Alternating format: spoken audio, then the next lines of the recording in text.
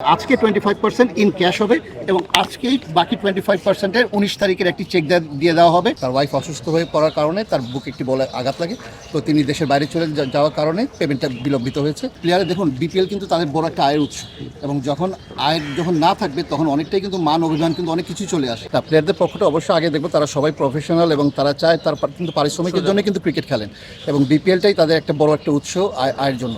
তো এটা team management থেকে আমাদের একটু বিলম্বিত হয়েছে একটু, এবং আমাদের টিম ম্যানেজমেন্টের যে ওনার তিনি বাংলাদেশে ছিলেন না। আমাদের 3 তারিখে পেমেন্ট হওয়ার কথা ছিল, কিন্তু ভেরি আনফর্চুনেট খেলার মাঠেই তার ওয়াইফ অসুস্থ হয়ে পড়ার কারণে তার বুকে একটি বলে আঘাত লাগে, তো তিনি দেশের বাইরে চলে যাওয়ার কারণে পেমেন্টটা বিলম্বিত হয়েছে।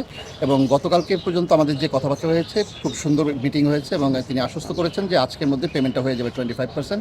এবং আই বিলিভ যে পেমেন্টটা হয়ে যাওয়া মাত্রই আমার কাছে মনে হয় যে প্লেয়াররা আয়ের উৎসটা যদি ভালো থাকে, আমার কাছে মনে হয় যে তাদের পারফরমেন্সের সেটা অনেকটাই প্রতিফলন ঘটে মাঠে।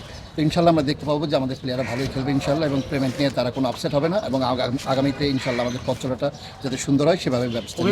ভেরি আপসেট যে ইন্ডিয়া থেকে আমাদের যখন কিডসগুলো যখন আসে তখন হেলমেট এবং প্যাড এবং গ্লাভসটাই এসেছিলো, কিন্তু কিডব্যাকটা আনা হয়নি, বিকজ একটা বড় একটা ওয়েটের একটা কারণে সেখানে ছিল, এবং সেখানে ইমিগ্রেশন থেকে সেটা ছাড়পত্র পাইনি, এই কারণে আমরা আনতে পারিনি। অন্যান্য টিম তো আনতে পেরেছে, অন্যান্য টিমরা হয়তো তারা প্রসিডিউরটা অনেক আগে থেকে শুরু করেছিল, কিন্তু আমরা এটাও ইটস ট্রু যে আমরা অনেকটাই বিলম্বিত করেছিলাম। একদম যখনই ঘনিয়ে আসে আপনার বিকেল, তখনই আমরা অর্ডারগুলো করেছিলাম, এই কারণে বিলম্বিত হয়। অফকোর্স আমার কাছে মনে হয় যে আরেকটু গোছানো হলে আরও সুন্দর দেখাতো, কিন্তু আমাদের জন্য আমার মনে হয় যে এটা একটা শিক্ষণীয় ব্যাপার ছিল। আমাদের টিমটা নতুন ফ্রাঞ্চাইজি, এবং আশা করি যে আমাদের এই যেটা হয়েছে এটা অন্যান্য টিমরাও দেখেছে, এবং সবাই সতর্ক হবে, এবং আগামীতে যাতে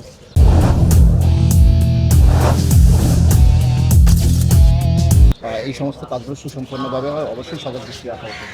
সব কিছু কিন্তু কমিটমেন্টের উপর, অ্যান্ড কমিটমেন্ট যদি ফেল হয়ে যায় তখন কিন্তু সেখানে কিছু করার থাকে না। আর যেহেতু আমাদের মালিক পক্ষের টিম ওনার তিনি দেশে ছিলেন না, তিনি দেশে না থাকার কারণে যে চেকগুলো দেওয়া হয়েছিল, চেক আপনারা সকলেই জানেন যে চেক দেওয়া মাত্রই বাহককে কিন্তু আপনার অফিস থেকে কিন্তু আপনার ব্যাংক থেকে কিন্তু কল করা হয়।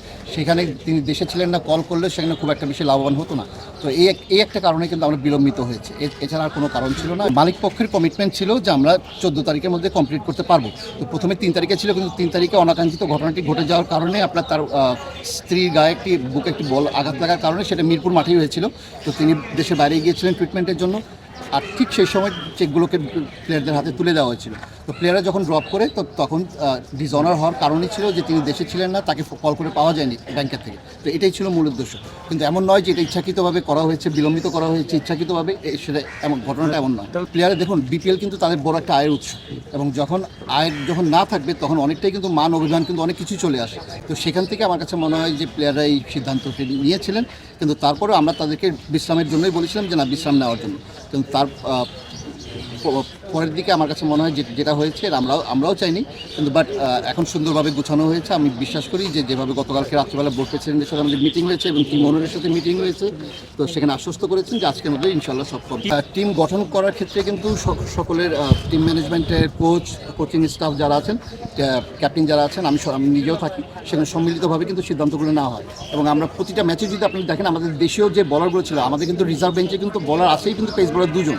আমরা কিন্তু 2 জনকে বরাবরই ট্রাই করেছি, হয়তো কাউকে এক ম্যাচ ড্রপ করে অন্যজনকে খেলিয়েছি। আমরা কিন্তু চেষ্টা করছি যে কম্বিনেশনটা যাতে সুন্দর হয়, কিন্তু বাট আমাদের ক্লিক করছে না, দ্যাট ইজ ট্রু। এবং তারা ভালো পারফরমেন্সও করছেন না। এবং আপনি যে প্লেয়ারটির কথা বললেন যে ওয়েস্ট ইন্ডিজ থেকে নিয়ে এসেছি, হ্যাঁ, আমরা একটু ওয়েস্ট ইন্ডিজ থেকে প্লেয়ার নিয়ে এসেছি, কিন্তু তাকে আমরা মাঠে নামাতে পারছি না, বিকজ তার একটা এনওসির একটা ইস্যু ছিল, তিনি তখন এনওসিটা পাননি। তো গতকালকে আমরা এনওসি পেয়েছি, এবং আই বিলিভ যে আমরা ইনশাল্লাহ আজকে রেজিস্ট্রেশন করে ইনশাল্লাহ আমরা কালকে তাকে মাঠে দেখব।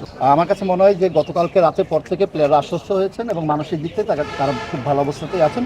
এবং প্রফেশনালদের ক্ষেত্রে আমার কাছে মনে হয় যে পারিশ্রমিকটা যখনই পকেটে চলে আসে, তখন কিন্তু সবাই কিন্তু ভালো খেলার কিন্তু জিনিসগুলো জেগে ওঠে। তো সেক্ষেত্রে তারা সকলেই ফুরফুরে মেজাজে আছেন এবং ভালোভাবে প্র্যাকটিস করছেন, এবং ইনশাল্লাহ আমরা কালকে ভালো কিছু করে দেখাবো। আজকে 25% ইন ক্যাশ হবে, এবং আজকেই বাকি 25%-এর 19 তারিখের একটি চেক দিয়ে দেওয়া হবে, যেটা কিনা আপনার 50% এই চিটাগাংয়ে ডান হয়ে যাবে।